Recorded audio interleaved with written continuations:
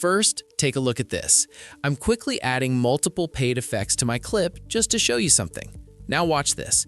When we try to export it, it shows that we're using Pro features, so we can't export it in free.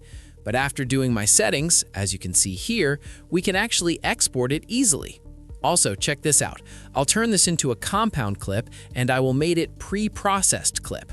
Let's try to get that pre-processed clip in our timeline. As you can see, it says the materials are damaged.